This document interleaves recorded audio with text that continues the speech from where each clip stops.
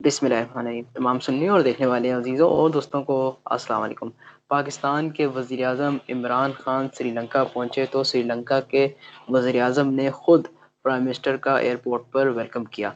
आपको बताते चले वज़ीर-ए-आज़म पाकिस्तान का रेड कार्पेट इस्तकबाल किया गया, उन्हें गार्ड ऑफ ऑनर भी पेश किया गया, तोपों की सलामी भी दी गई। इसके बाद वज़ीर-ए-आज़म पाकिस्तान और श्रीलंका के वज़ीर-ए-आज़म के दरमियान वन ऑन वन मुलाकात हुई। मुलाकात के अंदर डिफरेंट अ चीज़ों पर बात की गई, जिसके अंदर रीजनल हालात के बारे में, सिक्योरिटी के बारे में और ग़ालिबन शायद सी पैक के बारे में बात हुई। आज हम इसी इंटरव्यू में बात करेंगे कि जो डेलीगेशन के एक मीटिंग हुई, उसके अंदर क्या बातचीत हुई, सीपैट के अंदर जो श्रीलंका को दावत दी गई है, इसके क्या फ़ायदे हो सकते हैं। इसके अलावा हम एक बहुत अहम तरीन चीज़ पे बात करेंगे, जिसके बारे में हर कोई बात कर रहा है और बहुत से लोग बात तो कर रहे हैं, लेकिन शायद कुछ चीज़ें ठीक बता रहे हैं और कुछ चीज़ें ठीक नहीं बता रहे। वो है इमरान खान साहब का जो श्रीलंकन पार्लियामेंट के अंदर खिताब होना था, वो क्यों डिले हुआ, किसका प्रेशर था और क्यों आखिरी वक्तों पर डिले किया गया जब इमरान खान साहब जो थे वो विज़िट करने जा रहे थे। आज हम इसी सूरत-ए-हाल पे बात करेंगे। हमारे साथ बात करने के लिए मौजूद हैं मोहम्मद बिलाल इफ्तिखार खान साहब। आप इंडिपेंडेंट रिसर्चर हैं और बहुत अच्छा एनालिसिस करते हैं। इनका एक बहुत बड़ा इंटरव्यू मशहूर भी हुआ है, सियासत.पीके पर इन्होंने इंटरव्यू दिया। उस इंटरव्यू को जो है वो एक इंडियन न्यूज़ चैनल ने जो है वो कोट किया।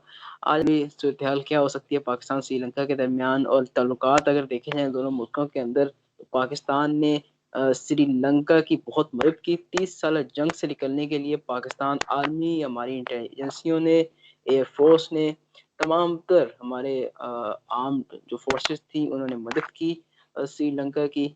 तो वहाँ पर पाकिस्तान की बहुत इज़्ज़त है, पाकिस्तान के वज़ीर-ए-आज़म भी पहुँचे, तो हमने टीवी पर वो देख भी लिया कि वो कितनी इज़्ज़त करते हैं पाकिस्तान की। अगर आम लोगों में बात की जाए, तो आम लोग भी इतनी इज़्ज़त करते हैं पाकिस्तान की। आज इस तमाम तर हालात पे बात करेंगे। अस्सलाम वालेकुम सर, उम्मीद है आप खैरियत से होंगे। वालेकुम अस्सलाम, अल्लाह का करम, अल्हम्दुलिल्लाह। सर बताइएगा, पाकिस्तान श्रीलंका के ताल्लुकात, वज़ीर-ए-आज़म खान साहब का विज़िट करना वहाँ पर, आप इस विज़िट को कैसे देख रहे हैं? यार ये बहुत ज़्यादा अहम विज़िट है और इसकी अहमियत का अंदाज़ा इस वक़्त जो इंडिया से प्रोपेगेंडा निकल रहा है, उससे जी। ऐसे लग रहा है कि इंडिया इसको अपनी इज़्ज़त का मसला समझ के जो है इसके खिलाफ जो है लगा हुआ है और जिस किस्म की मिस इन्फॉर्मेशन, डिसइन्फॉर्मेशन और ब्लैक प्रोपेगेंडा फैलाया जा रहा है, मैं अपने सहाफ़ती करियर में इतनी ज़्यादा नेगेटिविटी और इतना ज़्यादा तासुब जो है, मैंने नहीं देखा। हम वज़ीर-ए-आज़म के दौरे से पहले शुरू हो जाते हैं। आपको पता है कि श्रीलंकन जो है सजेशन थी कि वज़ीर-ए-आज़म जो हैं वो श्रीलंकन पार्लियामेंट में भी खिताब करेंगे, लेकिन आपको पता है कोविड जिस तरीके से कोरोना फैल रहा है, तो जी। वो एक खतरनाक बात थी और एक चीज़ जो अभी ज़ाहिर हो रही है कि वज़ीर-ए-आज़म ने स्पोर्ट्स स्टेडियम का भी दौरा करना था, लेकिन वो कैंसल कर दिया गया सिक्योरिटी वजूहात की बिना पे। और वो सिक्योरिटी वजूहात क्या थी, वो अगर आप इंडियन टेलीविज़न चैनल निकाल के देख लें इस दौरे के हवाले से, तो आपको समझ आ जाएगा कि वज़ीर-ए-आज़म के लिए कितने खतरात जो हैं, जो प्लानिंग इसने इंडिया ने की हुई थी, वो साफ आपको नज़र आ जाएगी।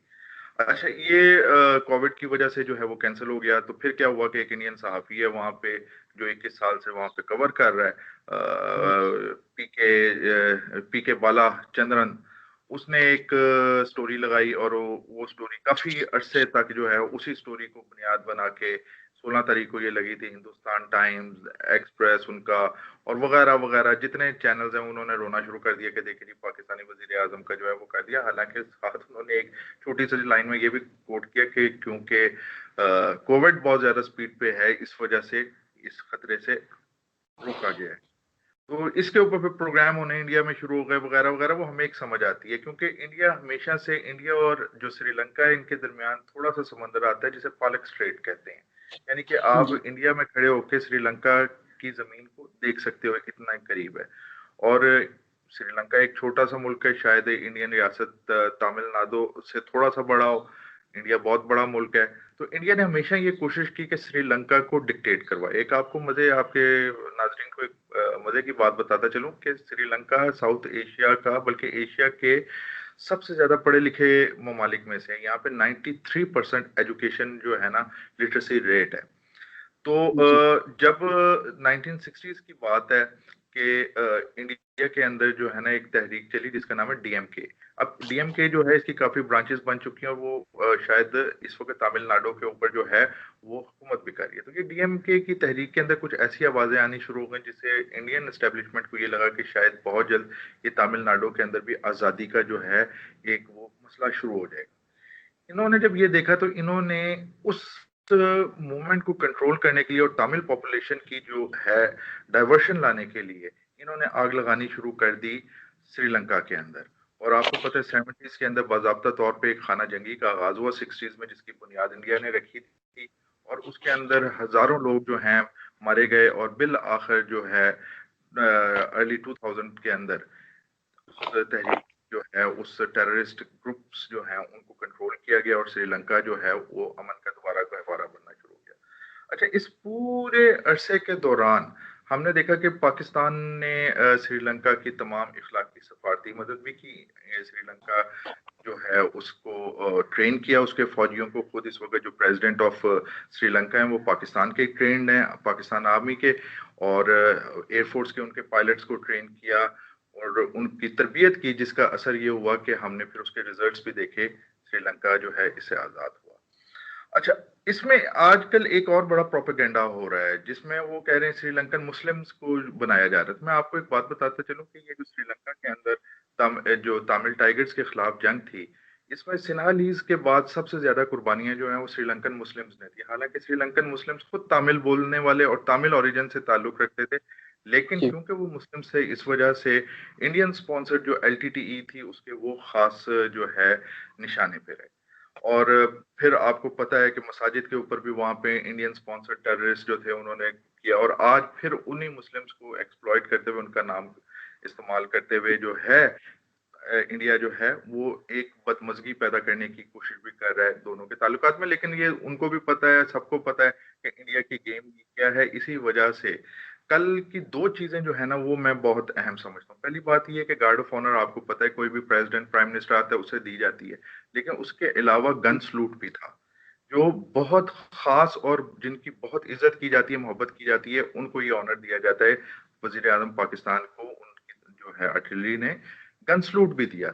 इसके अलावा अगर आपने नोट किया हो श्रीलंकन लीडरशिप वहां पे सिन्हालीज बोली जाती है या अंग्रेजी समझी जाती है या तमिल बोली जाती है, लेकिन उर्दू जी, के अंदर उनकी लीडरशिप की तरफ से ट्वीट्स और उसमें जो बिल्कुल, प्यारे अल्फाज इस्तेमाल किए वो इसको चीज को बताते हैं कि दोनों ममालिक के अंदर जो मोहब्बत का रिश्ता है वो दोनों तरफ से एक जैसा ही है।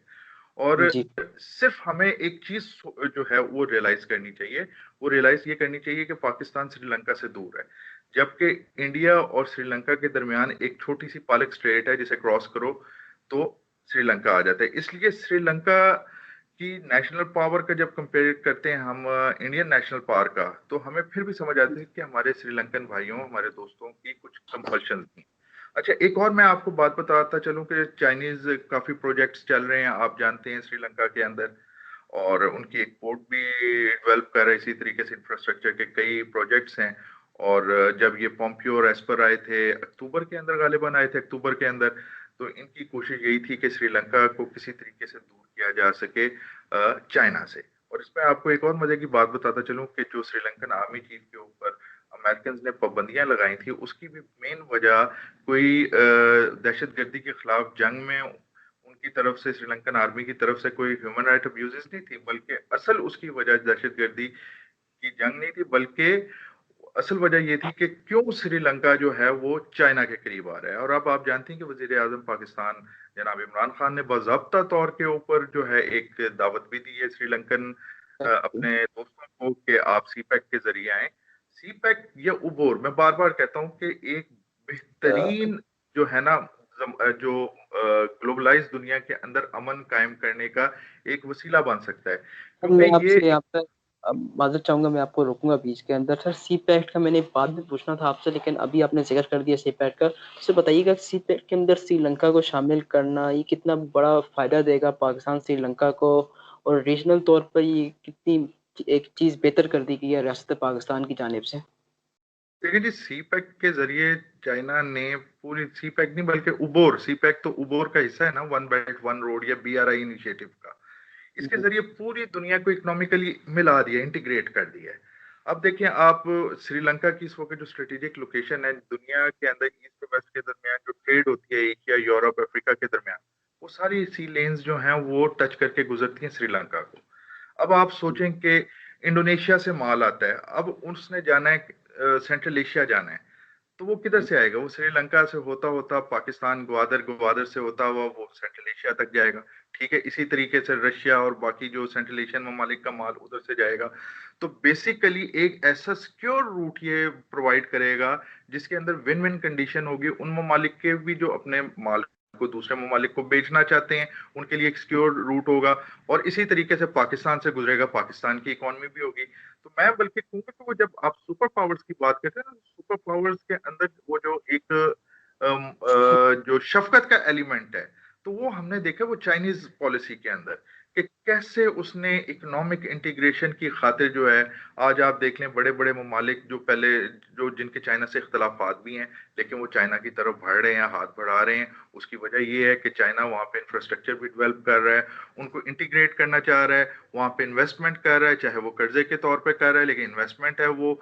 और उस इन्वेस्टमेंट का फायदा ये कि कल को वो ये नहीं कहेंगे कि चाइना ने वो बना के दिया, बल्कि कल उनको ये फायदा होगा कि वो कहेंगे कि हमने खुद बनाया, चाइना से कर्जा लिया, उसे दे दिया, ये हमारी अपनी चीज है, एक ओनरशिप होगी।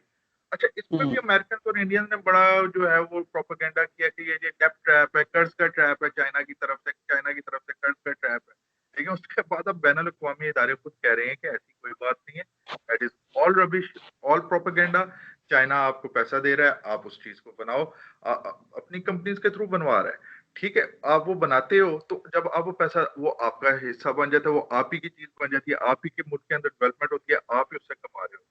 तो अब श्रीलंका के लिए ये एक बहुत बड़ी अपॉर्चुनिटी है कि कहाँ पे आप इतना लंबा चक्कर मार के जाते थे, अब आप सीधा सीधा जो है वाया ग्वादर सी पैक के हवाले से जो रोड्स बनी हैं, अफगानिस्तान अब आ रहा है इसमें। आपको पता है कि रेल लिंक की भी बात की जा रही है बिटवीन पाकिस्तान और ये स्थान जो आगे सेंट्रल एशियन रियासतें हैं, तो एक बड़ी जबरदस्त किस्म की बात हो रही है, और यही चीज इंडिया के लिए भी बड़ी तकलीफ दे है, क्योंकि जी, इंडिया की पॉलिसी हमेशा ये रही है कि छोटे ममालिक के अंदर इंटरवीन करे, उनको आंखें दिखाए। अक्टूबर के अंदर ही दोवल, जब ये एस्पर वगैरह गए हैं, अजीत दोवल यहाँ पे क्या करने के लिए आया था? 4 दिन के दौरे में वो यही करने आया था, वो धमकियां देने के लिए आया था कि तुम ये ना करो, हमारे पास रहते हो तो हम ज्यादा करीब हैं, वगैरह वगैरह। लेकिन श्रीलंकन ने अपने वहां पे स्टैंड लिया।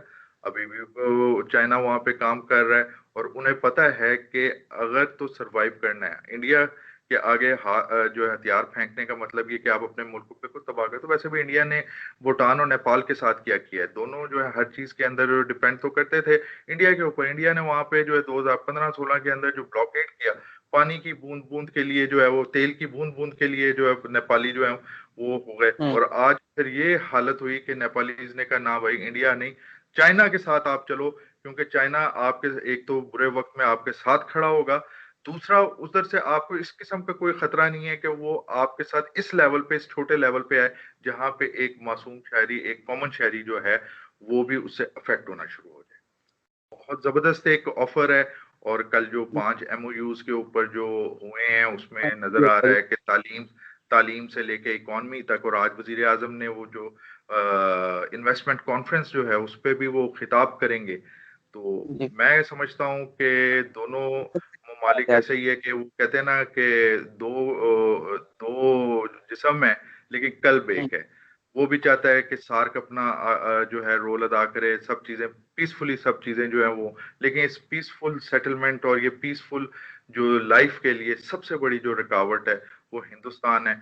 और अब तो मेरे खैर मुझे कहने की जरूरत नहीं है, पूरी दुनिया जानती है कि हिंदुस्तान ने जो खेल खेला था और लाखों जाने जिसकी वजह से जाया हुई, और अभी भी जो खेल वो खेलना चाहता है और जिसकी वो प्लानिंग कर रहा है और जो उसका मीडिया बोल रहा है। अच्छा, इसमें मैं बताऊं, उसका मीडिया नाम तो पाकिस्तान का लेके इल्जाम लगा रहा है ना, ये असल में उनकी अपनी ख्वाहिशात हैं, जो एक अपने छोटे नेबर के साथ। मेरे ख्याल में शर्म आनी चाहिए इंडियन लीडरशिप को भी। छोटा सा नेपाल है, छोटा सा भूटान है, छोटा सा श्रीलंका है, यार जीने दो उन्हें, तुम लोग बड़ा मुल्क है, थोड़ा सा दिल भी बड़ा कर लो। इतना छोटापन जो है ना, वो जेब नहीं देता है तुम लोगों को कि तुम इतना छोटा होके, इतने छोटे घटिया सोच जो है वो मेरे ख्याल में दुनिया में नापैद हो गई है, अब सिर्फ आप लोगों की तरफ से ही आ रही है। सर बहुत से लोग वीडियोस बना रहे हैं, कोई डिफरेंट अपना व्यू बता रहा है कि जी इमरान खान का जो पार्लियामेंट के अंदर खिताब था, आपने शुरू के अंदर बात तो की, लेकिन मैं दोबारा से पूछना चाहता हूँ कि बहुत से लोग ये बता रहे हैं कि जी कोई और मामला थे, कुछ लोग कह रहे हैं जी इंडिया का प्रेशर आ गया था श्रीलंका पर, श्रीलंका ये नहीं चाहता था कि इमरान खान जो है वो खिताब करते यहाँ के पार्लियामेंट के अंदर। तो सर बहुत बड़ा एजाज़ होता है पार्लियामेंट के अंदर खिताब करना। हमारे पाकिस्तान के मुख्तलिफ जो ऑफिसर्स वहाँ गए तो उन्होंने वहाँ जाके पहले से खिताब किया भी हुआ है। तो सर इमरान खान बात को क्यों रोका किया पार्लियामेंट के अंदर खिताब भाई करने देखो, से? उसमें जो है ना कोविड, आप जरा उनके निकाल निकाल के देख लो कितने उनके सेशंस हो रहे हैं। ठीक है ना, जी कोविड एक बहुत बड़ा खतरा है, और आप जानते हो पूरी दुनिया में वो तो जो आज इस खबर को उठा रहे हैं वो अभी तक अपने मुल्क में तो कोविड कर नहीं सके। मैं तो वो परसों देख रहा था, 14,500 सिर्फ एक दिन में उनका बंदा जो है वो कोविड के हाथों जा रहा है। तो वो खुद शर्म आनी चाहिए कि आप एक छोटी चीज, एक छोटा बात कर रहे हैं। होना तो ये चाहिए, एक बड़ा मुल्क है, आप श्रीलंका के अंदर आग लगाने की बजाय श्रीलंका के अंदर जो है आप बेहतरी की तरफ और बेहतरी का तरीका ट्रेड एंड कॉमर्स का फरोग है। अच्छा, आप ये कर नहीं सकते हो क्योंकि आपका इतना बड़ा दिल ही नहीं है। और जब चाइना आके ये करना चाहता है, चाइना इंटीग्रेट करने की कोशिश करता है, चाइना ट्रेड एंड कॉमर्स की बात करता है, पाकिस्तान जब ट्रेड एंड कॉमर्स की बात करता है, तो उस वक्त आप वही हिसाब किताब जो ईयू डिस इन्फो लैब आपको नंगा कर चुकी है पूरी दुनिया के सामने, आप वही जी प्रोपेगेंडा शुरू कर देते हो। तो इनफैक्ट मुझे इंडियन कवरेज देखे ना खान साहब के दौरे की, मुझे इंडियन अवाम के ऊपर तरस आ रहा है कि उनकी जो इंटेलेक्चुअल एलीट है, या उनकी रूलिंग एलीट है, इतना बड़ा मुल्क हो, इतनी छोटी दिमाग वाली, यानी कि वो शायद एक चूंटी के अंदर बड़ा दिमाग हो। किस किस्म की इनकी सोचें हैं, किस किस्म के इनके इरादे हैं। अल्लाह माफ करे, मुझे अब कोई हैरत नहीं है कि आज बांग्लादेश भी इंडिया को पसंद नहीं कर रहा, नेपाल भी पसंद नहीं कर रहा, भूटान भी पसंद नहीं कर रहा, श्रीलंका भी दूर दूर है, पाकिस्तान भी दूर दूर है, चाइना से भी मार खा के उनको अपना इलाका देके, जिस पे ये क्लेम करते थे, हालांकि इनका नहीं था, 1959 की वो क्लेम लाइन थी जो चाइना अपना बॉर्डर मानता है और शुरू से मानता है, खुद ये इंडियंस मानते हैं कि उन्होंने 1 इंच भी उस क्लेम लाइन से कभी आगे आने की कोशिश नहीं की। वो देखे भी अभी भी बैठे हुए, लेकिन ये समझ नहीं आ रही कि पीस के अंदर ही कोई एग्जिस्टेंस है। आप हर जगह पे अपनी जो ताकत का इस्तेमाल कर रहे हो, आपको उसकी मार पड़ी है। आपके इस वक्त लाखों किसान तो खुद आपके दारुल हुकूमत का घेराव करके बैठे हुए हैं। आपकी हालत ये है कि आपके मुजालिम की वजह से ही इन्हीं किसानों के अंदर पिछले 10 साल के अंदर जो है 4 लाख से ज्यादा किसान जो है वो खुदकुशियां कर चुके हैं। इकॉनमी आपकी किधर जा रही है? आपके अंदर सेसेशनिस्ट मूवमेंट्स जो हैं उनके अंदर इजाफा हो रहा है। माओइस्टों के बारे में आपका अखबार प्रिंट कहता है कि वो जो है कर्नाटका तक पहुंच चुके हैं, केरला तक पहुंच चुके हैं। तो भाई, ये एक्सट्रीमिज्म से बाहर निकलो, इंसानियत के राह पे चलना शुरू करो, और उसके बाद ही जाके कहीं तुम भी स्टेबल होगे और इलाके को भी स्टेबल होने का मौका दोगे। लेकिन वो जो रीजनल इंपीरियलिज्म है कि जी वो हमने भारत महाभारत बनाना है, जिसकी सरहदें जो हैं काबुल से शुरू होंगी और जाके वो इंडोनेशिया पे खत्म होंगी, तो that is not possible in this world. Come out of this fantasy. Sir मैं आपसे दो आखिरी सवाल पूछना चाहूँगा। पहला सवाल तो मेरा सर ये है कि पाकिस्तान ने श्रीलंका की 30 साल पुरानी जंग के अंदर मदद की दहशतगर्दी के खिलाफ। वो पाकिस्तान खुद भी लड़ रहा था, पाकिस्तान ने खुद भी उसे बहुत बेहतर तरीके से जीता। हमने देखा कि पाकिस्तान तो बाद पाकिस्तान में आया की ना, इंटेलिजेंस। ये देखे 2005 के अंदर जो है मेरे ख्याल में ये खत्म हुआ था।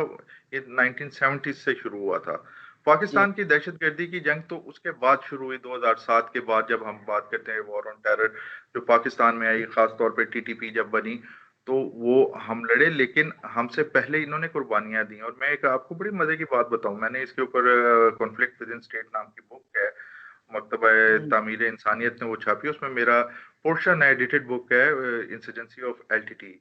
एलटीटी दुनिया का पहला वो इंसर्जेंट ग्रुप था जिसकी अपनी एयरफोर्स थी, आपको पता है? उनकी अपनी सी जो है फोर्स थी, नेवी जो थी ना छोटी, एक उन्होंने नेवी बनाई हुई थी, उनकी अपनी इंटेलिजेंस थी जो काम कर रही थी। और जी इस सब के अंदर मुझे बताओ कि इतने सी पॉपुलेशन, इनकी सपोर्ट पे कौन था जिसकी वजह से उनकी नेवी भी अटैक्स कर रही थी, उनके जो हैं ये भी कर रहे थे। पीकेके से जो कौन था जो फैसिलिटेट करवा रहा था मिसाइल लेके जो है इस एलटीटी ग्रुप को दे रहा था, वो जाहिर बात है वो इंडिया था, जो ओवर्ट भी और कोवर्ट भी जो है इस इंसर्जेंसी को, इस टेररिज्म को स्पॉन्सर कर रहा था।